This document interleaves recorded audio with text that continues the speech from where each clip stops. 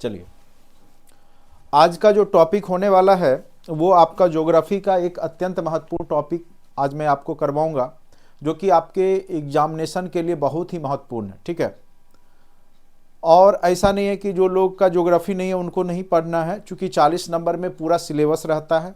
उसमें आपको GK GS basic सारे क्वेश्चन पूछे जाते हैं। तो निश्चित रूप से आप लोग देखिए, और साथ साथ आगे की तैयारी जो है वो अब स्टार्ट हो चुकी है। तो आप लोग अच्छे से जो है रेगुलर क्लास कीजिए। हाँ, happy new year to all. सबसे पहले मैं आपको हैप्पी न्यू ईयर भी बता दूं, क्योंकि आज का जो दिन है वो नववर्ष है। और इस दिन हम लोग जो आज करते हैं, कहा जाता है कि जैसे पूरे वर्ष तक हम लोग जो है उस चीज़ को फॉलो करते हैं। तो निश्चित रूप से एक नई ऊर्जा के साथ लोगों ने जो है नए वर्ष का जो है शुभारंभ किया है, और आप लोगों ने भी किया ही होगा।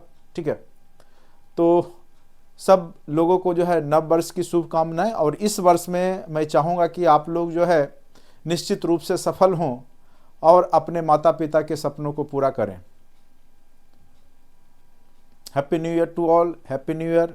चलिए, कल हमने एक जो अपना जो बताया था, पढ़ाया था, नोट्स को हमने बताया और यूट्यूब पे भी डाला था। तो कई लोग कमेंट भी तरह तरह के करते हैं कि सर सभी टीचर ऐसे ही बोलते हैं। तो देखिए, जिनको अच्छा लगता है वो देखिए, और जिनको नहीं अच्छा लगता है, भरोसा नहीं है तो मत देखिए। पहले भी मैं पढ़ाया हूँ, TRE 1 में भी पढ़ाया हूँ, TRE 2 में भी पढ़ाया हूँ, और ये TRE 3 है। ठीक है, तो बहुत लोगों ने विश्वास किया, और बहुत लोग, आप लोग को पता है, जो लोग जुड़े हैं सैकड़ों की संख्या में लोगों ने रिजल्ट भी दिया है। इस बार भी लगभग 100 की संख्या में लोगों का रिजल्ट बना है।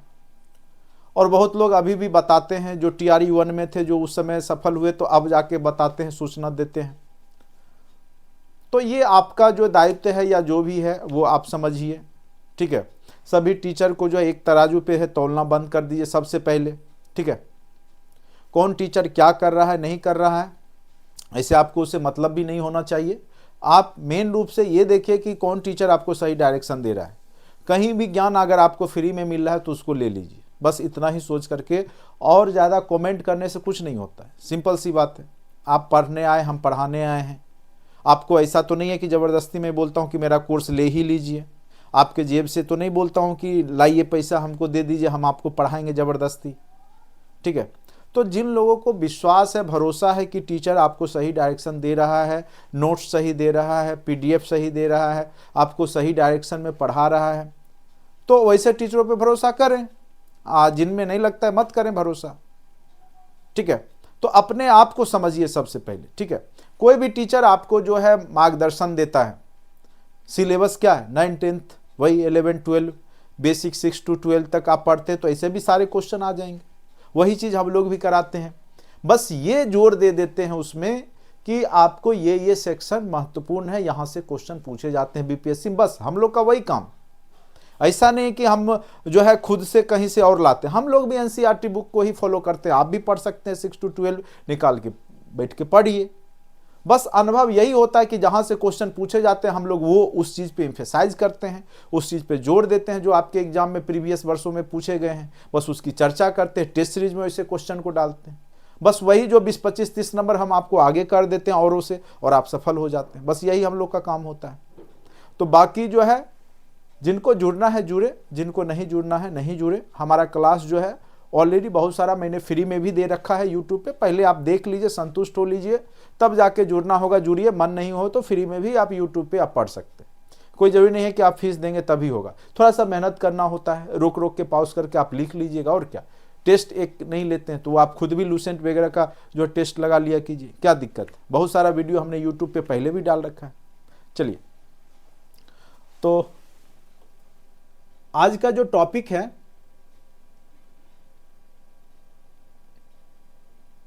वो ज्योग्राफी का एक महत्वपूर्ण टॉपिक है, पृथ्वी की आंतरिक संरचना। और निश्चित रूप से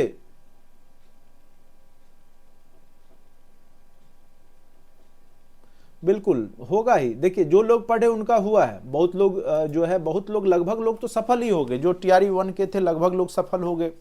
कुछ लोग जो बचे थे TRE 2 में हो गए, जो पढ़ने वाले हैं। और जो बिल्कुल जो है अब कोर्स से जुड़ गए और 13 जगह है दिमाग लगा रहे हैं, कई लोग बोलते हैं सर वो भी क्लास जुड़ गए, वो भी क्लास जुड़ गए। तो देखिए, जुड़ने का तो आप कहीं भी जुड़िए, लेकिन आप एनालिसिस कीजिए, एग्जाम जब दे लीजिए उस समय आप मन को थोड़ा सा स्थिर करके सोचिए कि कौन सा डायरेक्शन सही दिए थे, कहाँ से क्वेश्चन सबसे ज़्यादा है, तो अपने आप आपको अनुभव होगा। और मैं ये नहीं कहता हूँ कि मैं सबसे बेस्ट हूँ और मेरे ही क्वेश्चन सारे लड़ गए। बहुत सारे टीचर इस दावा को करते होंगे और लड़ा भी होगा, क्योंकि एनसीईआरटी के ही क्वेश्चन होते हैं सारे, ठीक है। तो इसमें कोई बड़ी बात नहीं है कि अगर मैंने बोला कि सारा क्वेश्चन हमारे नोट्स का था और हमने भी सबूत भी दिया, बहुत सारे क्वेश्चन नहीं मिले थे, बाद में मैंने देखा तो पीडीएफ में है वो सारे क्वेश्चन, आप खोजिएगा तो मिल जाएगा, ठीक है। बस इतना ही मैं आप लोग को कहूँगा। भरोसा है तो क्लास से जुड़िए, नहीं भरोसा है तो आराम से जो है जिन गुरुजनों पे आपको भरोसा है उन्हीं से आप पढ़ाई कीजिए। सबसे बड़ी जरूरी है इसमें विश्वास, क्योंकि अगर विश्वास नहीं होगा कि टीचर सही डायरेक्शन दे रहा है नहीं दे रहा है। कई लोग बोलते हैं कि सर आप 1.5 घंटा 2 घंटा ही पढ़ाते, बहुत लोग 6 घंटा पढ़ाते हैं। तो देखिए, मैं शुरू से ही बोला हूँ, मैं 6 घंटे पढ़ाने वाला टीचर नहीं हूँ। मैं 1.5 घंटा अगर पढ़ा दूँ तो आप उससे ज़्यादा आप ले भी नहीं पाइएगा, इस बात की भी फुल गारंटी, ठीक है। और 1.5 घंटा पढ़ा दिया तो आपके लिए पूरे दिन का वो होमवर्क हो जाएगा। आप उतना चीज़ जो है अगर आप कर लेते हैं तो आपकी रिजल्ट देख लीजिए 2 महीना में होता है कि नहीं होता है तैयारी पूरा अच्छे से, ठीक है। चलिए, टाइम पास नहीं है, जो जरूरी का चीज़ है वही मैं बताता हूँ। और मेरा अब कहिए अवगुण कहिए चाहे गुण कहिए, ठीक है। चलिए, आज का जो टॉपिक है वो पृथ्वी की आंतरिक संरचना है और इसके तहत हम लोग ज्योग्राफी, ठीक है, ज्योग्राफी सब्जेक्ट का महत्वपूर्ण जो पृथ्वी की आंतरिक संरचना से रिलेटेड टॉपिक है उसको आज हम लोग करेंगे। यहां से निश्चित रूप से कई बार बीपीएससी ने क्वेश्चन ज्योग्राफी में पूछा है, ठीक है। और बहुत लोग का जो है 50 नंबर जो 40 नंबर होगा वो ज्योग्राफी सब्जेक्ट होगा, तो वहां पे तो उनको फायदा होगा ही। और साथ साथ नहीं भी होगा तो 40 नंबर में भी 2-4 क्वेश्चन आप देखिएगा निश्चित रूप से रहता है। आप देख लीजिए, जो भी ज्योग्राफी के क्वेश्चन है वो 9-10 के बेसिक एनसीईआरटी बुक के क्वेश्चन है और वही सारा नोट्स हम लोग भी बनाते हैं, तो क्वेश्चन लड़ना तो स्वाभाविक सी बात। चलिए, हाँ, ये सबसे बड़ी बात है कि किस एग्जाम में कौन सा क्वेश्चन आएगा ये आप लोग अनुभव नहीं कर पाते होंगे, जो कि हम लोग कर लेते हैं, क्योंकि वर्षों से हम लोग बीपीएससी से जुड़े हुए हैं तो इसलिए कर लेते हैं, बस अंतर यही होगा, ठीक है।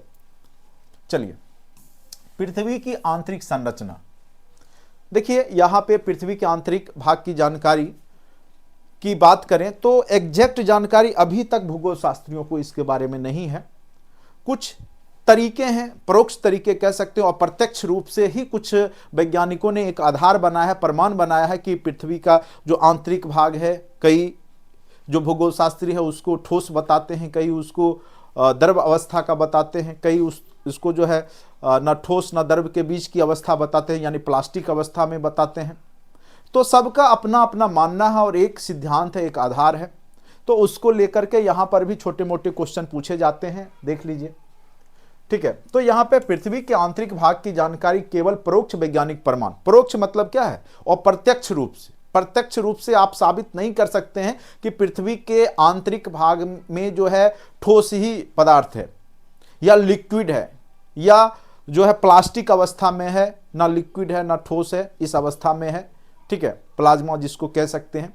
तो ऐसा बात कोई भी वैज्ञानिक जो है इस बात से आपको सिद्ध नहीं कर सकते हैं।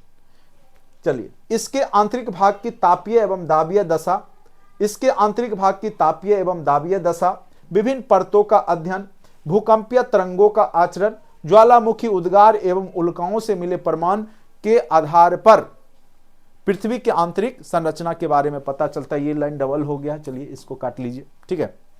यानी कई बार क्वेश्चन क्रिएट कर देगा बीपीएससी कि पृथ्वी के आंतरिक भाग जो है आंतरिक संरचना है उसके बारे में जानकारी हमें किस आधार से प्राप्त होती है। तो हो सकता है तीनों ऑप्शन दे देगा आपको, एक ऑप्शन दे देगा इसके आंतरिक भाग की तापीय और दाबीय दशा पे आधारित होती है, इसका जो है भूकंपीय तरंग के आचरण के आधार पे हम लोग इसकी संरचना के बारे में पता करते हैं।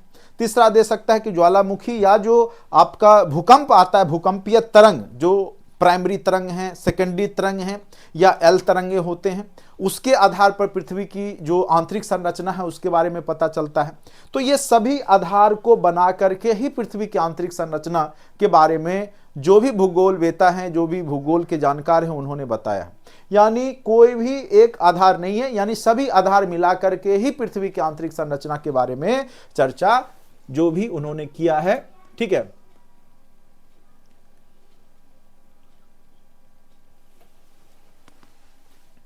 चलिए, तो यहां तक समझ गए होंगे। यानी जो भी पृथ्वी के आंतरिक जो संरचना है उसके बारे में जो जानकारी प्राप्त होती है भूगोल शास्त्रियों को, तो भूकंपीय तरंग के आधार पे होता है, ज्वालामुखी उद्गार के आधार पे होता है। जैसे ज्वालामुखी विस्फोट होता है, सिंपल सी बात है।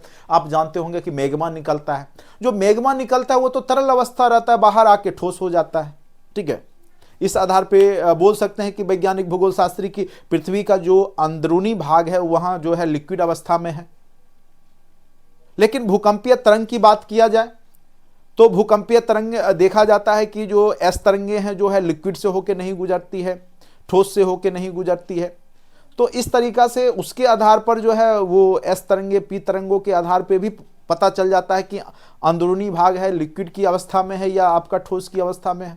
तो आगे चर्चा करेंगे तरंग के बारे में भी, या वहां से भी क्वेश्चन बीपीएससी कई बार पूछ चुका है। ठीक है, अब देखिए भूकंपीय जो सबसे ज्यादा जो सिद्धांत है वो है आपका भूकंपीय तरंगे, जिसके आधार पर पृथ्वी के जो आंतरिक संरचना है उसके बारे में पता चल जाता है कि अंदरूनी भाग ठोस है, लिक्विड अवस्था में है या किस अवस्था में। ठीक है, आपको पता होगा जो भूकंप मापने वाली मशीन क्या होती है, सिस्मोग्राफ होती है। ठीक है, छोटे छोटे क्वेश्चन कहीं से भी आपके एग्जाम में पूछे जाते हैं। सर इस बार भी मेरा नहीं हो पाया, 79 आया। देखिए आपके मार्क्स कम नहीं आए, अब 2-4 नंबर से अगर आपका छूट गया है तो आप परेशान नहीं हो, अगला अभी तैयारी कंटिन्यू रखिए, अभी आपको लंबा टाइम मिल रहा है और आप बेहतर करेंगे। ठीक है, 79 नंबर कम नहीं होता, 80 से मात्र आपका एक ही कम है। ठीक है, और कट ऑफ जो भी है मुझे लगता है 2-4 नंबर से ही आप छूटे होंगे। अगर आप कौन से सब्जेक्ट से थे, 83 शायद गया है, नहीं 86। चलिए, तो स्वाभाविक सी बात है कि देखिए कट ऑफ तो हाई जा ही रहा है, तो थोड़ा सा 79 नंबर ला सकते हैं तो आप 86 भी पार कर सकते थे। ठीक है, थोड़ा और मेहनत करने की आवश्यकता है। चलिए, अब आते हैं यहां पर देखते हैं कि भूकंपीय तरंग, सिस्मोग्राफ द्वारा रेखांकित भूकंपीय तरंगों के लक्षण ठोस द्रव चट्टानी संरचना में भिन्न भिन्न होने से हमें भूगर्भ में चट्टानों की भिन्नता की जानकारी प्राप्त होती है। जो भूकंपीय तरंग होते हैं उनका जो संचरण होता है, सब तरंग सब जगह पास नहीं होता है। जैसे पी तरंगे हैं, ठीक है, ये ठोस में पास होगा। ठीक, फिर आपका एस तरंग है वो लिक्विड में पास नहीं होता है। तो उससे पता चल जाता है कि यहाँ का जो भाग है अंदरूनी भाग जो है वो आपका लिक्विड अवस्था में है। ठीक है, तो इसके आधार पर आप जो भूकंप जो होता है, भूकंपीय तरंग जो होते हैं, उसके आधार पर भूगर्भ की जानकारी वैज्ञानिक जो भी है भूगोल शास्त्री वो पता करते हैं। ठीक है, तो अब तरंग भी कई प्रकार के हैं। यहाँ पे जो भूकंपीय तरंग हैं जो सिस्मोग्राफ के द्वारा मापे जाते हैं, उसमें मेन रूप से जो 3 तरंग हैं। सबसे पहला पी तरंग जिसको कहा जाता है प्राइमरी तरंग, प्राइमरी वेव्स इसको कहा जाता है। याद रखिएगा कितने प्रकार के तरंग हैं भूकंपीय तरंग, तो 3 प्रकार के भूकंपीय तरंग हैं। पहला है आपका प्राइमरी तरंग, ठीक है, उसके बाद दूसरा है एस तरंग, सेकेंडरी वेव्स, एस तरंगे हैं सेकेंडरी वेव्स। तीसरा है सरफेस वेव्स या लव वेव्स भी इसको कहते हैं, और इसको एल तरंगों के नाम से जाना जाता है। सबसे खतरनाक यही होता है। ठीक है, अब यहां पे थोड़ा सा चित्र के माध्यम से आप लोग देखिए कि जो एस तरंग है, पी तरंग है और आपका जो एल तरंग है। ठीक है, सबसे ज्यादा आपको जो है विनाशकारी स्थिति जो है आपको दिखेगा कि एल तरंग में ही होगा। ठीक है, सबसे कम पी तरंग में होगा, उससे ज्यादा आपका एस तरंग में होगा। ठीक है, और सबसे ज्यादा आपका एल तरंग में होता है। जो भूकंप का प्रभाव होता है धरती पे वो सबसे ज्यादा आपका एल तरंग में देखने को मिलता है। ठीक है, चलिए अब आते हैं तीनों में अंतर क्या है। तीनों में अंतर, ये क्वेश्चन बीपीएससी कई बार पूछ चुका है, इसीलिए मैं प्राइमरी तरंग, सेकेंडरी तरंग और जो एल तरंग है उसको डिफरेंस करके आपको बता दूं। सबसे ज्यादा गति होता है, कई बार यह क्वेश्चन पूछ चुका है, वीवीआई। देखिए यही चीज मैं आपको बोलता हूं कि ये वीवीआई है, ये पूछ चुका है। ये सबसे अनुभव की बात होती है, जो एग्जाम में बैठ चुके हैं, जहां से क्वेश्चन पूछता है, तो उस चीज पे आप इंफेसाइज करते हैं, ध्यान देते हैं, जोर देते हैं, तो उससे क्या होता है कि आपके कॉन्सेप्ट में थोड़ा सा दिमाग में वो रहता है, जो कि आपके एग्जाम तक चला जाता है। आप देखिएगा, फिर अभी पढ़ाएंगे, फिर देखिएगा कि नेक्स्ट एग्जाम जब होगा उसमें ज्योग्राफी में यहाँ से क्वेश्चन पूछ देगा। ठीक है, अब फिर मैं बोलूँगा कि मैं पढ़ा रखा हूँ तो कई लोग जो है कमेंट करेंगे ये चीज नोट्स में भी है, किताब में भी है, लेकिन वही बात है कि मैं यहाँ पे जोर देके आपको अगर बता देता हूँ तो आपके एग्जाम में जहन में रहता है, तो आप एग्जाम में इजीली बना लेते हैं। तो सबसे ज्यादा गति किस तरंग का होता है भूकंपीय तरंग में? तो सबसे ज्यादा जो गति होगा, फास्ट जो गति करता है, वो है आपका प्राइमरी तरंग, जिसको हम पी तरंग के नाम से भी जानते हैं। ठीक है, सबसे ज्यादा फास्ट जो है आपका प्राइमरी तरंग है। ठीक है,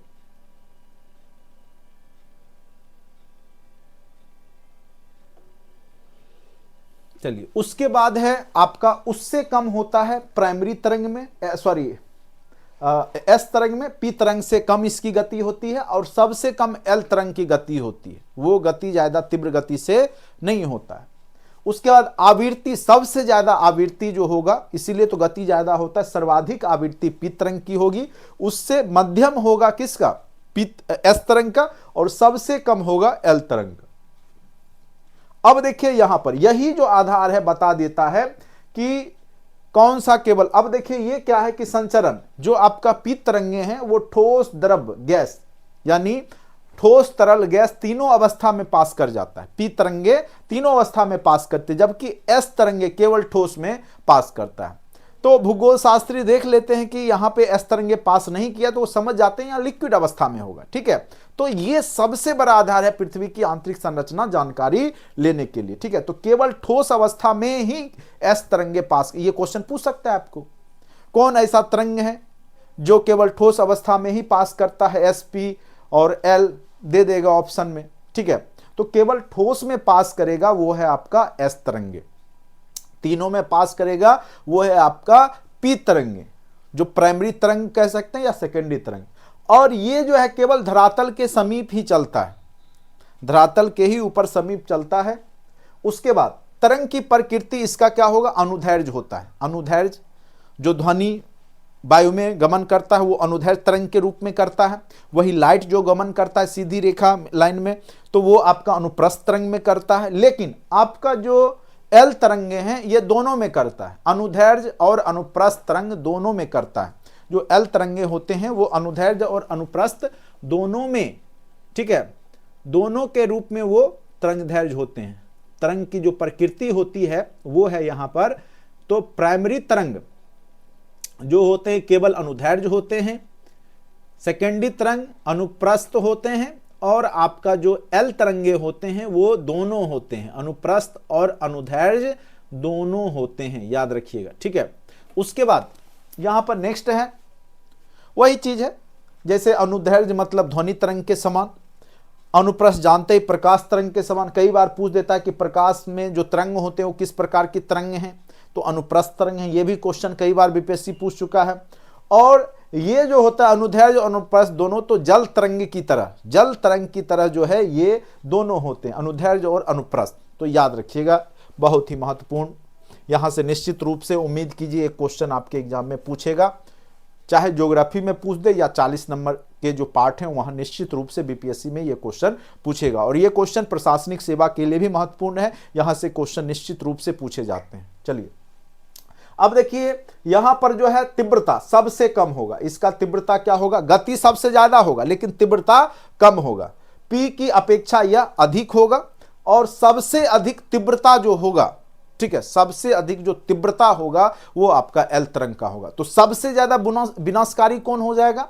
तो स्वाभाविक सी बात है कि सबसे ज्यादा विनाशकारी तरंग होता है एल तरंग। ठीक है, उससे कम विनाशकारी होता है एस तरंग, और सबसे कम विनाशकारी होता है आपका पी तरंग। ठीक है, तो प्राइमरी तरंग सबसे कम विनाशकारी, सबसे ज्यादा एल तरंग, और मध्यम विनाशकारी के रूप में आपको सेकेंडरी तरंग होता है। तो ये एस, पी और एल तरंग निश्चित रूप से आपके एग्जाम में पूछे जा सकते हैं। ठीक है, उम्मीद करते हैं आप लोग को यहां तक समझ में आया होगा। क्या आगे बढ़े?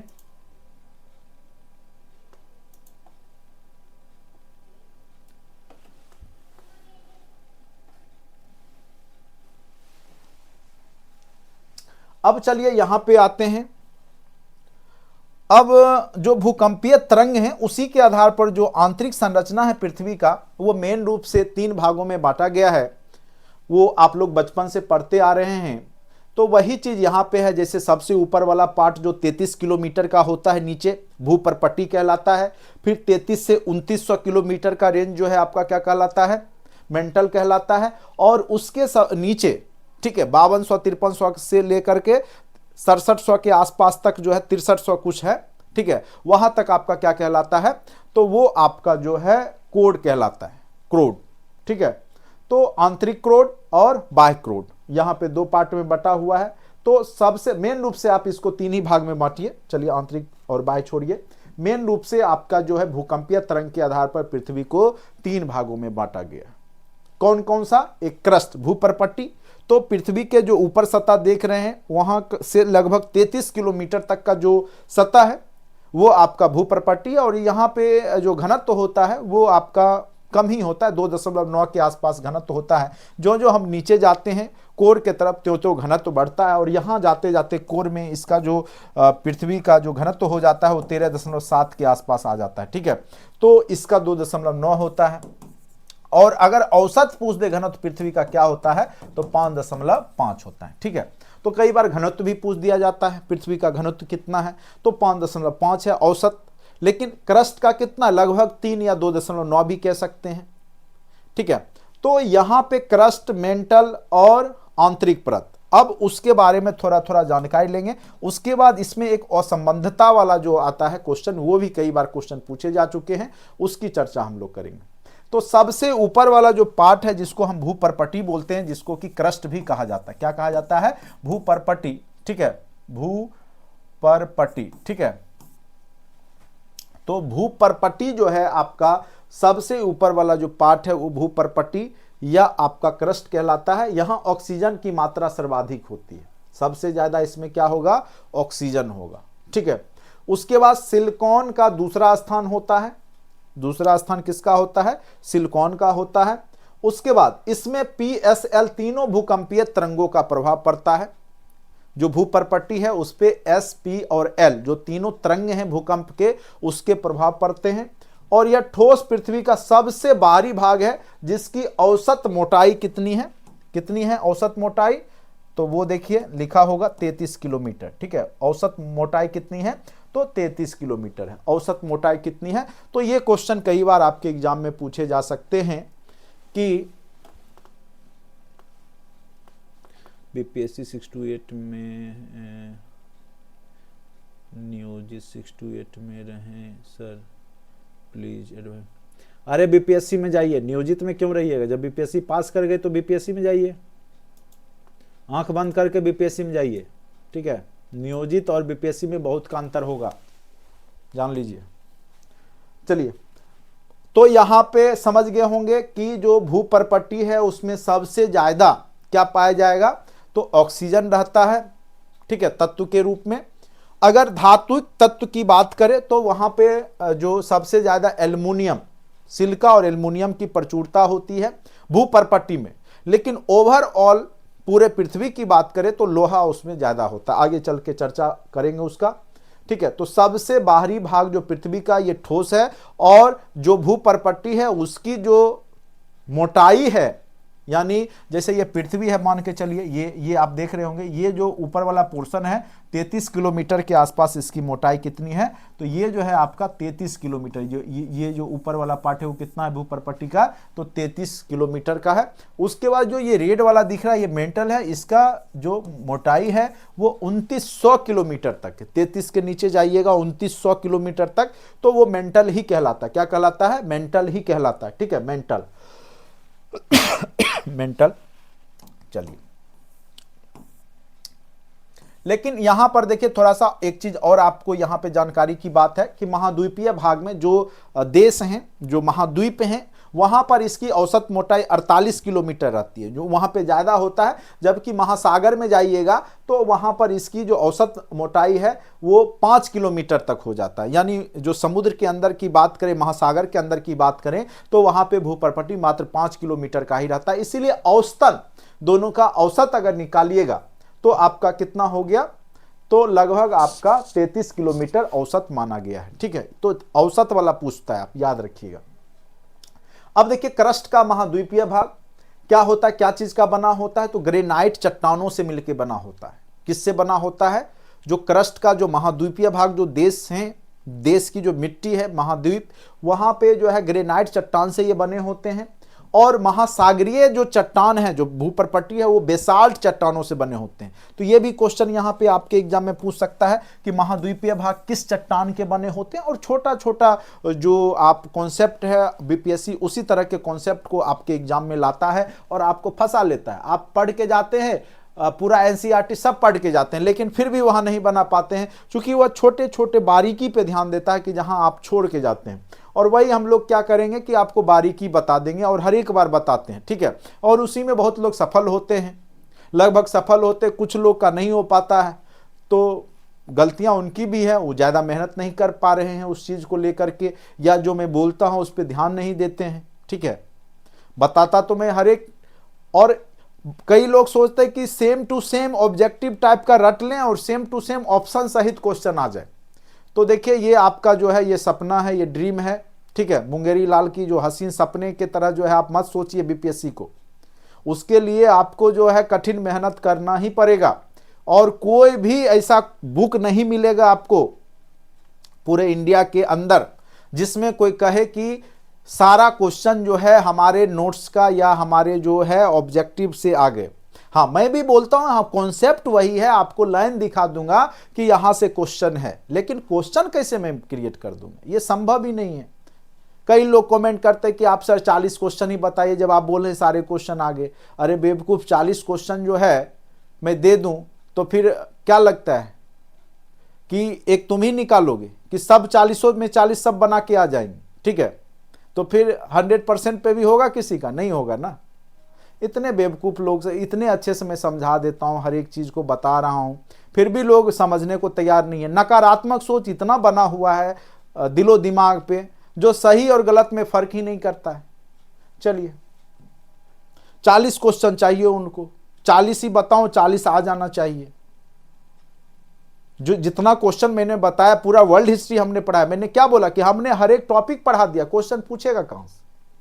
कल भी मैं बोल रहा था कि हमने आपको हर एक टॉपिक दे रखा है, विश्व इतिहास का पूरा टॉपिक करवा दिया, एनिशिएंट करवा दिया, मिडेवल करवा दिया, मॉडर्न करवा दिया अच्छे से। तो कहां से क्वेश्चन आता है हिस्ट्री में या जो भी सब्जेक्ट है। मैथ का सारा टॉपिक ही आप देखिए हमारे चैनल पे पढ़ा हुआ है, रीजनिंग का सारा टॉपिक हमने करवा रखा है, साइंस के भी बेसिक कॉन्सेप्ट पे आधारित सारे क्वेश्चन करवा रखे हैं, सारा मतलब थ्योरी दे रखा है।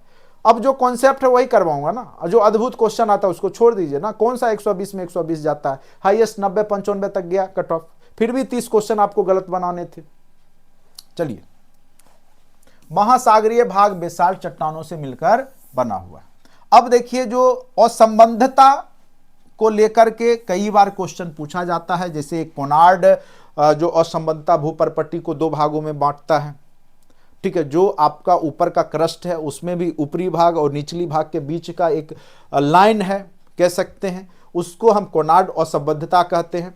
तो थोड़ा सा मैं देखता हूं, अगर हमारे पास बना हुआ होगा तो मैं उसको लाता हूं, ठीक है।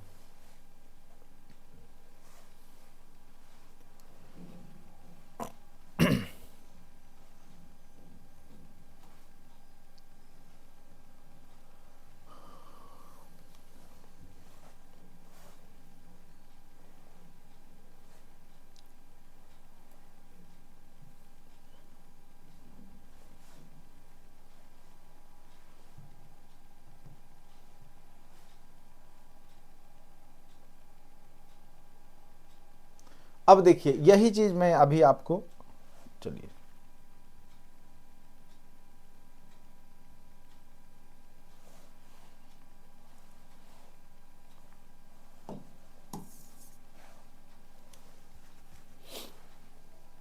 यहां पर देखिए, ये जो ऊपर वाला पार्ट है जो आपको दिख रहा होगा, ये आपका क्या है, तो ये वाला पार्ट जो आप देख पा रहे होंगे, ये वाला जो ऊपर वाला पार्ट है, ये आपका क्या कहलाएगा, क्रस्ट, जिसको कि भूपर्पट्टी कहते हैं। इसी के बीच में जो भूपर्पट्टी का ही बीच का जो पार्ट है, ऊपरी परत और निचली परत के बीच का जो एरिया है, उसको कोनराड असंबद्धता कहते हैं। और इसका औसत घनत्व 2.90 है, याद रखिएगा, ठीक है। तो कोनराड जो है आपका वो किसके बीच असंबद्धता है? तो ये जो कोनराड, ये कह सकते एक लाइन है बीच में, ठीक है, ऊपर का लेयर और नीचे के लेयर के बीच का लाइन है, असंबद्धता कहलाता है ये। कोनराड असंबद्धता जो है भूपर्पट्टी में पाया जाता है, यानी क्रस्ट का बीच का पार्ट, ठीक है। उसके बाद जो आपका मेंटल होता है, उसमें भी क्या होता है कि एक ऊपरी परत होता है और उसका निचली परत होता है, ठीक है, निचली मेंटल। तो आपका जो क्रस्ट और मेंटल के बीच का जो एक असंबद्धता है, जो एक सीमा रेखा जिसको कह सकते हैं, वो आपका क्या कहलाता है? मोहरोविकिक, ठीक है, मोहरोविकिक असंबद्धता। ये क्वेश्चन कई बार पूछा हुआ है कि जो क्रस्ट और मेंटल के बीच में जो असंबद्धता है वो क्या कहलाता है, किस नाम से जाना जाता है? जो सीमा रेखा है, ठीक है, उसको मोहरोविकिक, याद रखिए, थोड़ा शब्द कठिन है। मोहरोविकिक असंबद्धता कहलाता है। एक सीमा रेखा है किसके किसके बीच में? तो भूपर्पट्टी जो सबसे ऊपर वाला पार्ट है उसके और मेंटल का जो ऊपरी परत है उसके बीच का जो एक सीमा रेखा है उसको मोहरोविकिक असंबद्धता कहा जाता है, जो कि 3.3 इसका घनत्व है, याद रखिएगा। उसके बाद कोड भी दो भाग में बांटा गया है, एक 5150 किलोमीटर तक, 2900 से 5150 किलोमीटर तक, और फिर आंतरिक कोड है जो 6370 किलोमीटर तक है, यानी 5150 से लेकर के 6370 किलोमीटर तक, यानी आपका केंद्र बिंदु जो पृथ्वी का है वहां तक 6370 किलोमीटर में आप पहुंच जाइएगा, ठीक है। तो ये जो है यहां भी आपका जो है मेंटल, और अगर पूछे कि बाय कोड के बीच में मेंटल, ये मेंटल का निचली परत है मेंटल का, और जो क्रोड है, क्रोड जो सबसे अंदरूनी पार्ट है पृथ्वी का, उसके बीच का जो सीमा रेखा है उसको गुटेनबर्ग असंबद्धता कहा जाता है। ये सब क्वेश्चन आपको कई बार बीपीएससी पूछ चुका है, पूछेगा, और इसका घनत्व 5.5 होता है, ठीक है। गुटेनबर्ग असंबद्धता का जो है आपका घनत्व कितना हो जाएगा? 5.5, जो कि मेंटल और आपका कोड के बीच का है। फिर एक है आपका बाह्य कोड और आंतरिक कोड के बीच का भी एक सीमा रेखा है, उसको हम बोलते हैं लेह-मेन असंबद्धता। क्या कहते हैं? लेह-मेन असंबद्धता। और यहां का जो कह सकते हैं घनत्व होता है वो 13.3 होता है, यानी जो जो हम पृथ्वी के नीचे जाते हैं त्यों आपका घनत्व बढ़ता जाता है। सबसे नीचे जाने पे क्रोड में इसका घनत्व 13.6 हो जाता है, और सबसे ऊपर जो होता है वो लगभग 3 के आसपास है, 2.90, ठीक है। औसतन 5.5 है। इसकी जो मोटाई है लगभग 33 किलोमीटर है भूपर्पट्टी यानी क्रस्ट का, मेंटल का 2900 किलोमीटर, और 2900 से लेकर के नीचे जब जाते हैं 6370, ये सारा कोड का ही पार्ट है, ठीक है। तो यही क्वेश्चन यहां से निश्चित रूप से आपके एग्जाम में पूछे जा सकते हैं। उम्मीद करते हैं कि असंबद्धता समझ गए होंगे। ये सीमा रेखा है, दो परत के बीच का एक सीमा रेखा है।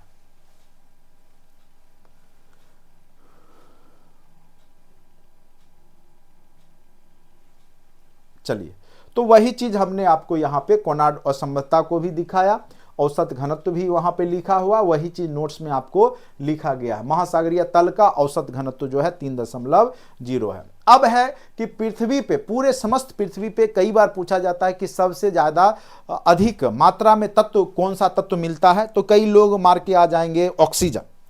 अरे भाई, ऑक्सीजन भूपर्पट्टी का पार्ट होता है, और यहां पे क्वेश्चन क्या पूछ रहा है? समस्त पृथ्वी का। और आपको पता होगा कि पृथ्वी का कोर जो है वो लोहा का ही बना हुआ है, और लोहा कितना वेटेज है आपको पता ही है।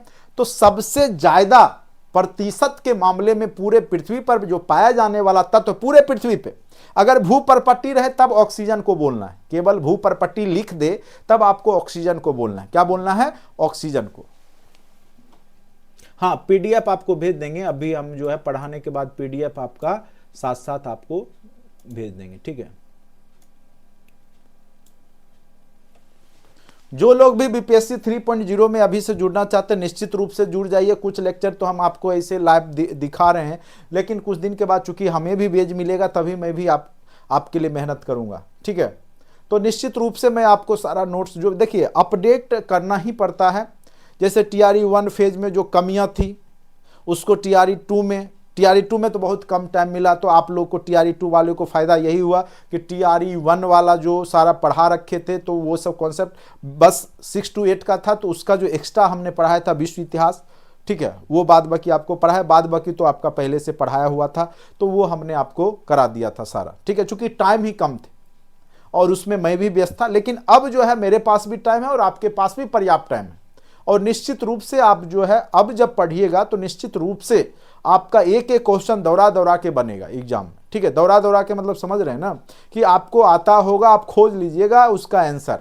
यही जो है पढ़ने का मेन फायदा होता है। बाकी आप जो है, जो लोग मेहनती हैं, हार्ड वर्किंग हैं, ठीक है, खर्च नहीं करना चाह रहे हैं या इनकम ही नहीं है उनके पास, तो उनको एक ही मैं उपाय बताऊंगा कि 6 to 12 का एनसीईआरटी बुक को अच्छे से पढ़िए। ठीक है, और थोड़ा बहुत जो भी अनुभवी टीचर हैं उनका वीडियो देखिए, फालतू टीचर का वीडियो बिल्कुल नहीं देखिए। जो केवल ऑब्जेक्टिव ही पढ़ाते हो उनका तो बिल्कुल वीडियो देखिए ही नहीं। अगर जो टीचर आपको थ्योरी अच्छे से पढ़ा रहे हैं उनका वीडियो जरूर देखिए, जो भी कॉन्सेप्ट में कमियां होगी वो दूर हो जाएगी। ठीक है, और आप लोग क्या करते हैं, मैं बार बार एक ही चीज बोलता हूं कि, और आपको जो आसान लगता है, जो सो के भी आप ऑब्जेक्टिव देखना कितना आसान होता है, आंसर भी साथ में नीचे लिखा हुआ होता है, क्वेश्चन पढ़े, आंसर बताए, इसका आंसर, इसका आंसर। अभी मैं भी आपको असंबद्धता वाला क्वेश्चन देता, मोह असंबद्धता, लेकिन जब एग्जाम में आएगा लेह में असंबद्धता, मोह असंबद्धता, मोह, तो उसमें आप क्या होगा, मोहर विकी के असंबद्धता, कंफ्यूज हो जाइए, कौन सा असंबद्धता पढ़े अब याद ही नहीं है, कौन सा घनत्व कहां पढ़े याद ही नहीं है। जब वही क्वेश्चन जब 4-5 तरीके से पूछ देता है तो आप फंसना शुरू हो जाते हैं। तो अंतर यही होता है कि थ्योरी और ऑब्जेक्टिव पढ़ने से, बस। तो अगर अच्छे स्टूडेंट है, सेल्फ स्टडी करते हैं, कीजिए, लेकिन याद रखिए कि आपको एनसीईआरटी बुक ही फॉलो कीजिए और उसको लाइन बाय लाइन अच्छे से अंडरलाइन करते हुए पढ़िए। हमने ये भी जो निकाल के आपके सामने रखा है उसी का निचोड़ रखा है।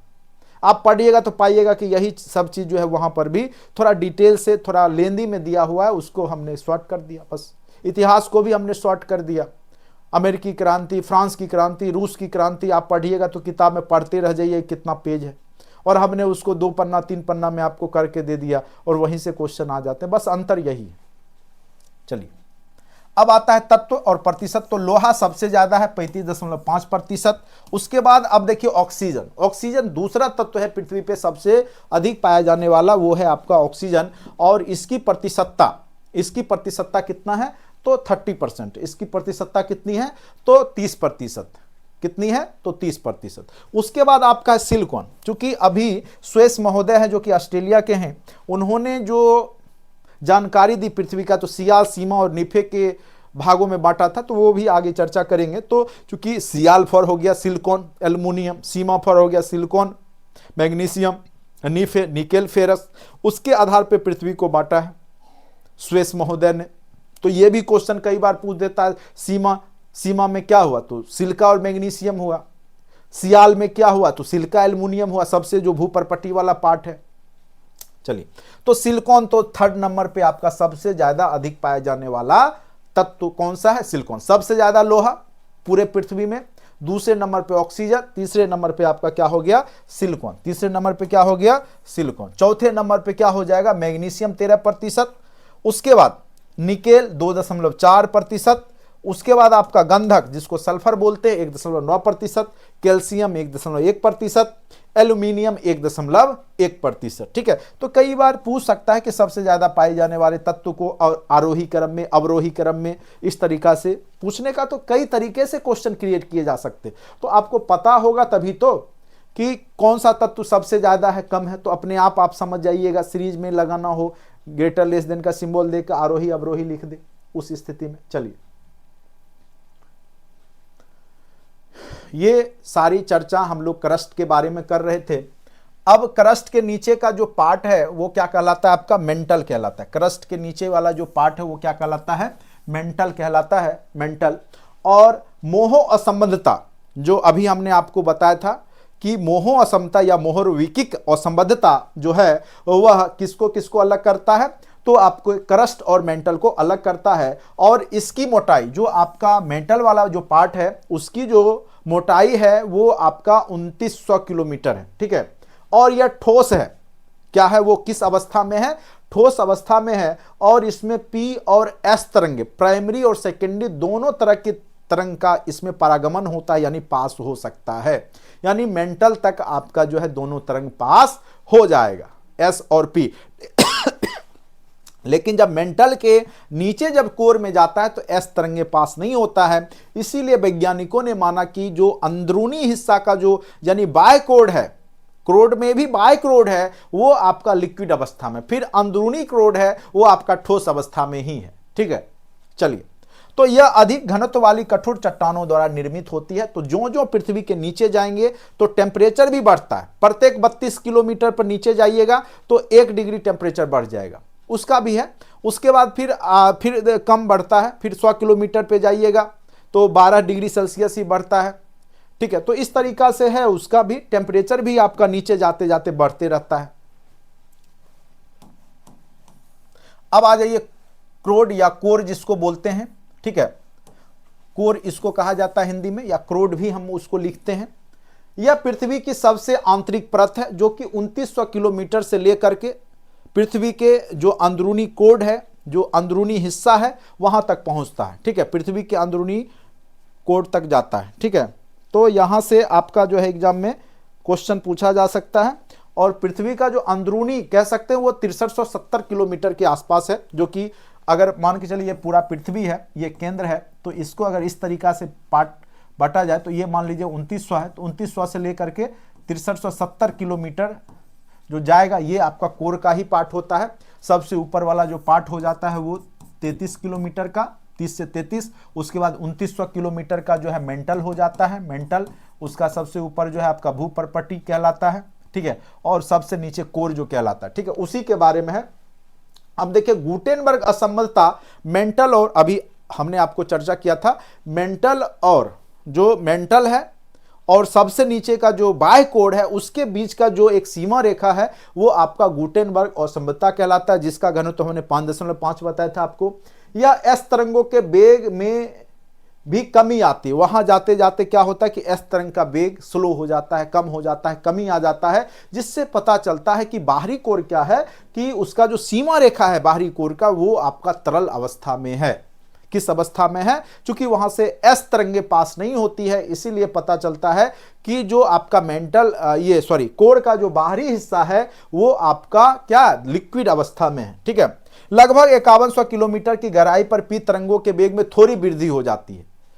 ठीक है, उससे पता चलता है कि जब पी तरंग का जब स्पीड बढ़ जाता है नीचे जाने के बाद तो पता चल जाता है कि फिर जो है अंदर में ठोस अवस्था में। ठीक है, चलिए, बाहरी कोर और आंतरिक कोर के मध्य जो असंगति जो रेखा है, असंबंधता है, उसको लेहमैन असंबंधता कहते हैं। तो ये क्वेश्चन पूछ सकता है। अब असंबंधता में भी आपका गुटेनबर्ग असंबंधता है, मोहो असंबंधता है, लेहमैन असंबंधता है। अब तीनों में आप कंफ्यूज अब होते रहिए। अगर ऑब्जेक्टिव पढ़ के जाइएगा तो बिल्कुल कंफ्यूज होइएगा, लेकिन अगर कॉन्सेप्ट पढ़ के जाइएगा, लेमैन आप समझ रहे हैं कि जो अंदरूनी जो आंतरिक कोड और बाह्य कोड के बीच का जो असंबंधता है, जो सीमा रेखा है, वो आपका लेहमैन है।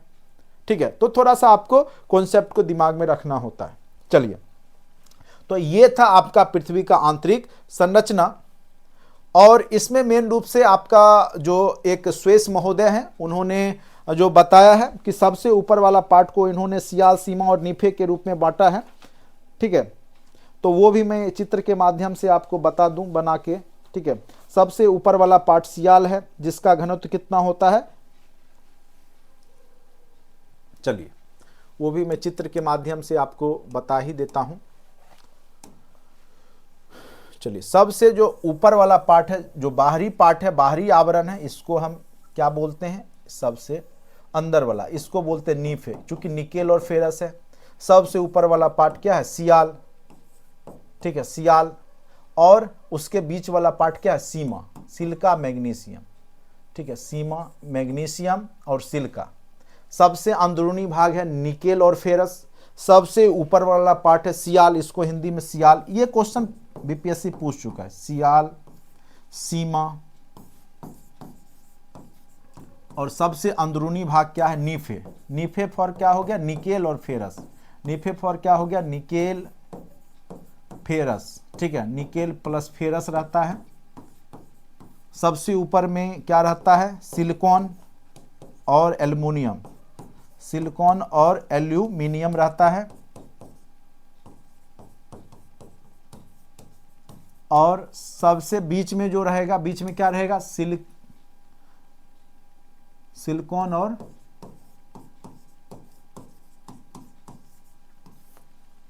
मैग्नीशियम, सिलिकॉन और मैग्नीशियम। ठीक है, तो इस प्रकार से सबसे ऊपर का जो घनत्व है वो आपका कितना हो जाएगा, तो सबसे ऊपर वाला जो पार्ट है उसका घनत्व जो होता है वो 2.70 से 2.95 तक होता है, 90 तक, सॉरी। अब फिर 2.90 से लेकर के 4.75 इसका सीमा का होता है, और 4.75 से लेके 12 तक, 4.75 से लेकर के 12 तक का जो घनत्व होता है वो आपका किसका होता है, तो वो आपका नीफे का होता है। ठीक है, और यह किन्होंने बताया था, किस भूगोल शास्त्री ने बताया है, तो एडवर्ड स्वेस। ठीक है, जो कि ऑस्ट्रिया के थे, एडवर्ड स्वेस ऑस्ट्रिया के थे। ठीक है, एडवर्ड लिख लीजिएगा, एडवर्ड स्वेस के, जो कि ऑस्ट्रिया के भूवैज्ञानिक हैं, ऑस्ट्रिया। ठीक है, उन्होंने ये चीज की जानकारी दी थी, सियाल, सीमा, नीफे। तो ये भी क्वेश्चन पूछ देता है कि स्वेस महोदय ने पृथ्वी की आंतरिक संरचना को कितने भागों में बांटा है, किन किन भागों में बांटा है, तो सियाल, सीमा, नीफे, और इसका जो है आपका घनत्व, तो सबसे ऊपर वाला पार्ट का घनत्व कितना है, तो 2.70 से 2.90, उसके अंदरूनी भाग का है 2 यानी सीमा का 2.90 से 4.75, और सबसे अंदरूनी भाग है नीफे, जिसका कितना है 4.75 से 12 तक। ये स्वेस महोदय के द्वारा दिया गया पृथ्वी की आंतरिक संरचना के बारे में है। ठीक है, उम्मीद करते हैं कि पृथ्वी की आंतरिक संरचना आप लोग को अच्छे से समझ में आ गया होगा। ठीक है, अब टॉपिक बदलते हैं, अब टॉपिक आएगा चट्टान। चट्टान करके आज कंप्लीट करा देंगे आपको, फिर दूसरे दिन दूसरा टॉपिक होगा। एक दिन तो सारा कुछ पढ़ा नहीं सकते, लेकिन उम्मीद करते हैं कि आपको समझ में अच्छे से आ रहा होगा। और इस तरह के क्वेश्चन फिर आपके एग्जाम में पूछे जाएंगे, और मुझे पता है कि बीपीएससी आपको कहां फंसाएगा। ये असंबद्धता में बार बार चर्चा इसीलिए किया कि वो फंसाएगा आपको, आप देखिएगा वहीं से क्वेश्चन वो पूछेगा। ठीक है, और पूछा हुआ है, ऐसा नहीं है कि मैं अभी बोल रहा हूं तो पूछेगा, पहले से भी पूछा हुआ है, इसलिए मैं उस पर जोर दे रहा हूं। ठीक है, इसलिए हम उस पर जोर दे रहे हैं, चूंकि असंबद्धता से रिलेटेड जो क्वेश्चन है कई बार बीपीएससी ने पूछ चुका है।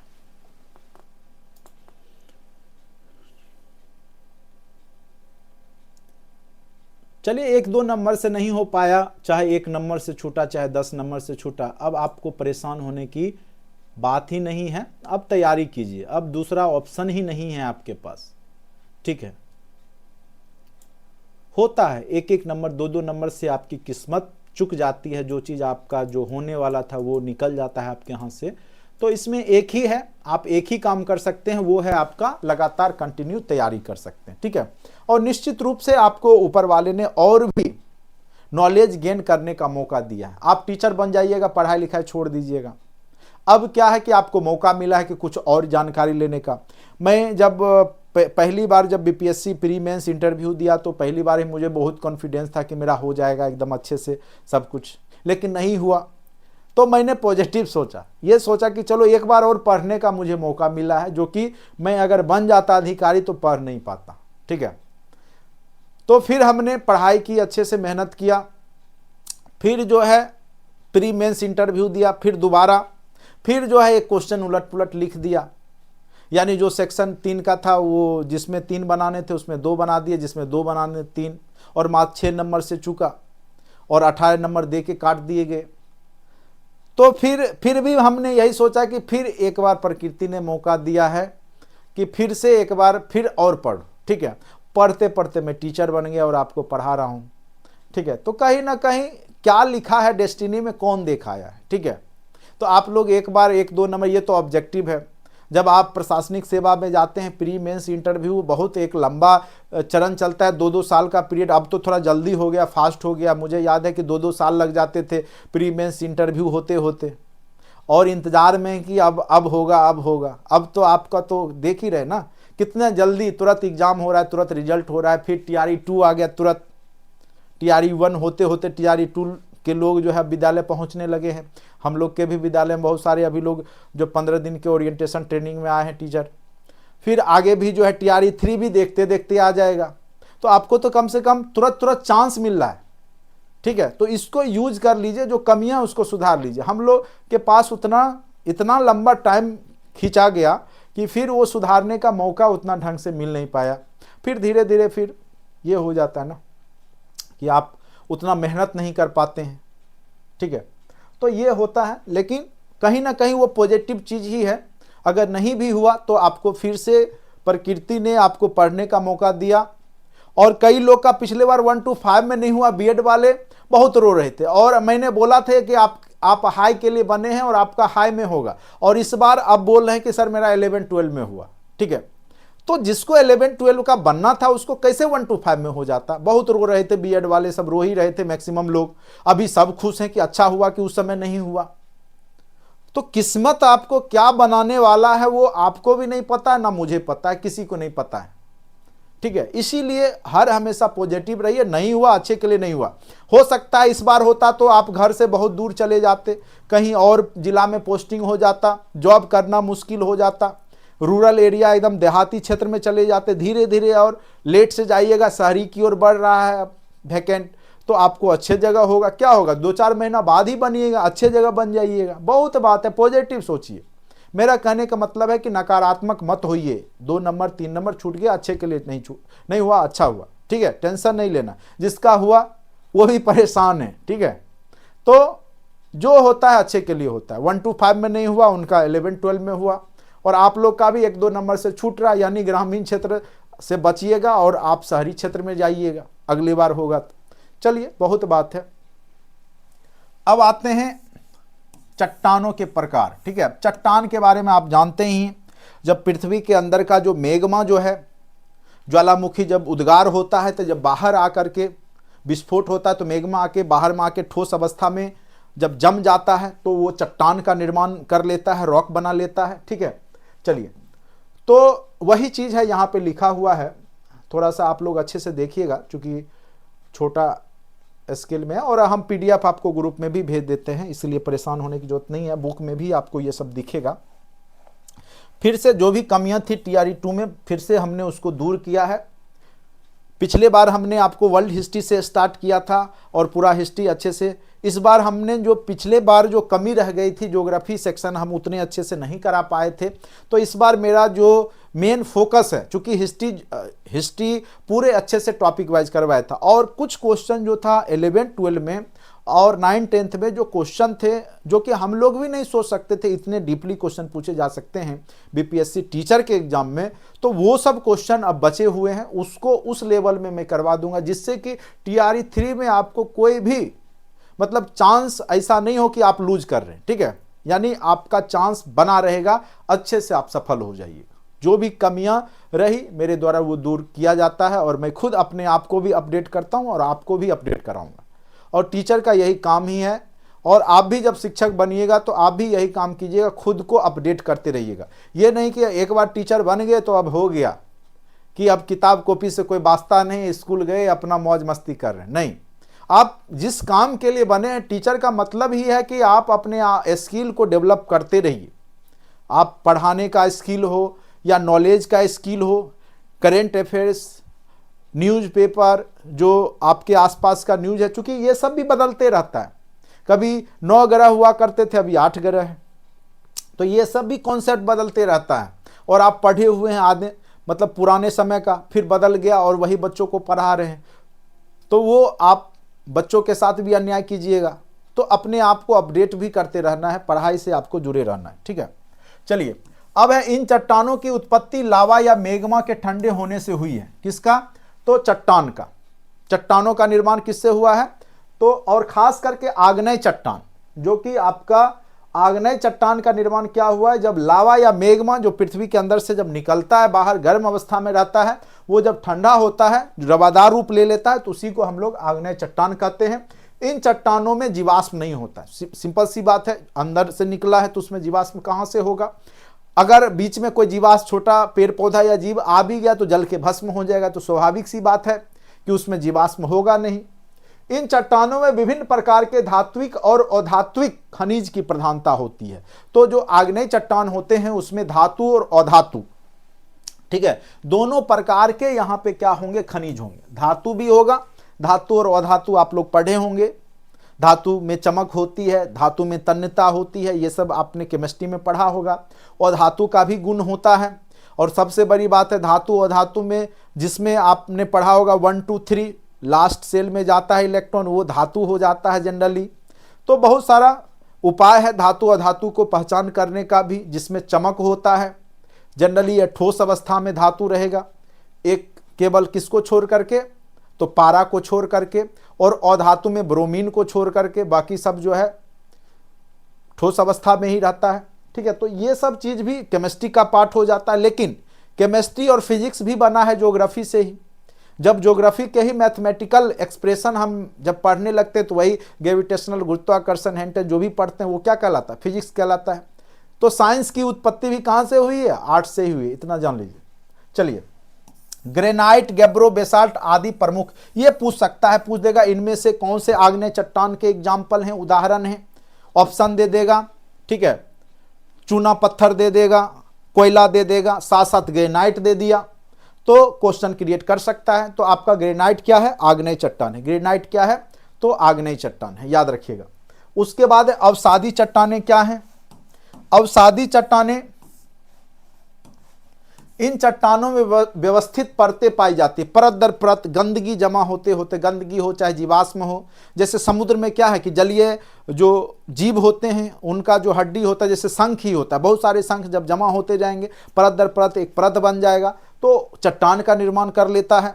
तो इन चट्टानों के व्यवस्थित परतें पाई जाती, इनका निर्माण अपरदन के कारकों तथा नदियों आदि के द्वारा बहाकर लाए गए पदार्थों के जमाव से एवं इसके लंबे समय में संगठित होने के परिणाम स्वरूप बनता है।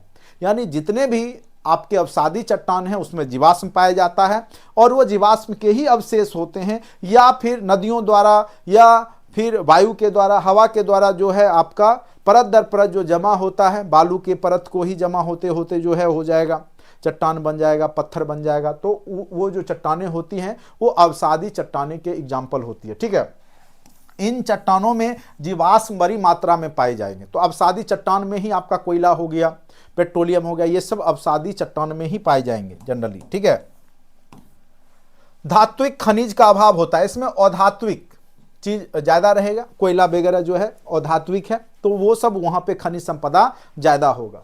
बलुआ पत्थर क्या है, एक प्रकार का अवसादी चट्टान है। कॉन्ग्लोमेरेट, चूना पत्थर, डोलोमाइट, सेल, कोयला, ये सब क्या, ये एग्जाम्पल वाला जरूर याद रखिएगा। जो ये एग्जाम्पल है बलुआ पत्थर, कॉन्ग्लोमेरेट, चूना पत्थर, डोलोमाइट, सेल, कोयला, ये सब क्या है, तो अवसादी चट्टान। एग्जाम्पल जरूर याद रखिएगा, ये आपको एग्जाम्पल में ही फंसाएगा, जान लीजिए। ये आपको जब भी फंसाएगा यहां पे तो एग्जाम्पल दे करके ही आपको फंसाएगा। अब आते हैं, देखते हैं रूपांतरित चट्टान। ठीक है, अब देखिए इसमें एक पॉइंट रह गया, ये चट्टानें रवेदार, छिद्र युक्त, दरार आदि लक्षणों से युक्त होते हैं। कौन, तो आपका अवसादी चट्टान। अब है रूपांतरित चट्टान। रूपांतरित शब्द से ही बना, रूपांतरण हो जाए। जब आपका अवसादी और आग्नेय चट्टान रूपांतरित हो जाता है ताप दाब के कारण, जैसे आपका कोयला से ही हीरा भी बन जाता है, ग्रेफाइट भी बन जाता है।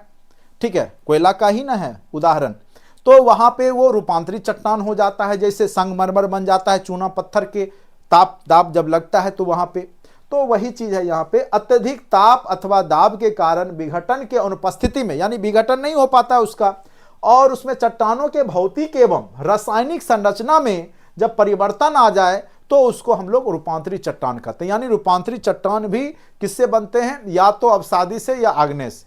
और उसके पीछे कारण क्या है कि वहां पर विघटन की अनुपस्थिति में क्या होता है कि ताप दाब के कारण उनका रूपांतरण हो जाता है। ठीक है, अब देखिए मूल चट्टान कौन कौन से, रूपांतरित चट्टान। अब देखिए आग्नेय चट्टान के ये सब आपके एग्जाम्पल हैं, आग्नेय चट्टान के एग्जाम्पल हैं। तो ग्रेनाइट से बन जाएगा नीस, क्या बन जाएगा, ग्रेनाइट का रूपांतरित होकर नीस बन जाएगा। बेसाल्ट जो है वो भी आग्नेय चट्टान है, ये रूपांतरित होकर एम्फीबोलाइट बन जाएगा, ग्रीन स्टोन बन जाएगा।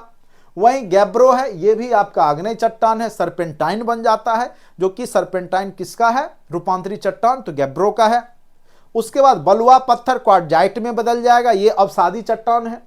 चूना पत्थर संगमरमर में, ये बहुत इंपॉर्टेंट है। चूना पत्थर कई बार यह क्वेश्चन हमने देखा है, ठीक है। संगमरमर किसका रूपांतरित रूप है, इस तरीका से क्वेश्चन पूछा हुआ है। कोयला से ग्रेफाइट बन जाएगा, हीरा बन जाएगा, सेल से स्लेट बन जाता है, फिर रूपांतरित भी चट्टान से स्लेट भी आगे चल करके फाइलाइट बन जाता है। तो ये थे आपके अंतर किस किस में, आग्नेय चट्टान, अवसादी चट्टान और रूपांतरित चट्टान में, ठीक है। अब आते हैं पृथ्वी के क्रस्ट जो भूपर्पटी है। अब देखिए यहां से क्वेश्चन, भूपर्पटी में पाए जाने वाला सबसे ज्यादा तत्व क्या हो जाएगा, अब बताइए। सबका जो ऊपर वाला पार्ट है पृथ्वी का, वहां पे सबसे ज्यादा ऑक्सीजन है। ऑक्सीजन है, जीवनदायी गैस है, 46.8% क्या है आपका ऑक्सीजन है। 46.8% क्या है आपका ऑक्सीजन है। 46.8% क्या है ऑक्सीजन, यानी भूपर्पटी में सबसे अधिक पाया जाने वाला तत्व क्या है आपका ऑक्सीजन है। दूसरा सिलिकॉन है 27.7%। तीसरा एल्युमिनियम है 8.13%। चूंकि सियाल पार्ट ही है, सिलिका एल्युमिनियम तो होगा ही, ऑक्सीजन एक नंबर पे रख दीजिए, ठीक है। उससे कम लोहा है मात्र 5%। कैल्शियम है 3.63, सोडियम है 2.83, पोटेशियम है 2.59 और मैग्नीशियम है 2.09 और अन्य में 1.21 हैं, ठीक है। तो इस प्रकार से आपके चट्टान भी टॉपिक आपका कंप्लीट हो गया, यानी 2 टॉपिक आपको हमने अच्छे से कंप्लीट कराया है। आप ऑब्जेक्टिव लूसेंट हो चाहे जो भी बनाने का इच्छा हो बना लीजिएगा, ठीक है। बाकी टेस्ट जब हम लेंगे तो उसमें तो आपसे पूछेंगे ही ये इन सब से रिलेटेड क्वेश्चन, ठीक है। बाकी टेस्ट सीरीज में आपका ये सब क्वेश्चन, फिर इस तरह के जो कॉन्सेप्ट पे आधारित क्वेश्चन होंगे वो आपको कराए भी जाएंगे। तो फिलहाल थ्योरी का यही पोर्शन था, इसको अच्छे से हमने आपको जो है ग्रुप में भी डाल दिया है इस नोट्स को, और फिर आपके कंटेंट में भी मैं डाल दूंगा। और जो लोग अभी तक नहीं जुड़े हैं कोशिश कीजिए जल्द से जल्द जुड़ जाइए, जिससे कि आपको जो है क्लास कंटिन्यू रहे। सारा क्लास धीरे धीरे करके आपका जो अभी टाइम है, अच्छा खासा टाइम है, तो अच्छे से तैयारी कीजिएगा, नॉलेज भी गेन होगा। और 1-2 नंबर से छूटा है तो अब रोना धोना बंद कीजिए। छूट गया जो छूट गया, जो चले गए चले गए, समय लौट के नहीं आने वाले हैं। जो आने वाले समय में जो आप तत्परता के साथ काम कीजिएगा वही आपके साथ रहेगा। मेहनत करते रहिए, समय रहते अपने आप में सुधार कर लीजिए, नहीं तो फिर अगला चांस जब लूज हो जाएगा तो आप कहीं के नहीं रहेंगे, क्योंकि उसके बाद फिर आपको मौका नहीं मिलने वाला है। 3 चांस तक आपको मौका दिया जा रहा है, इतना ही समझ लीजिए, ठीक है। तो इस वीडियो लेक्चर में इतना ही।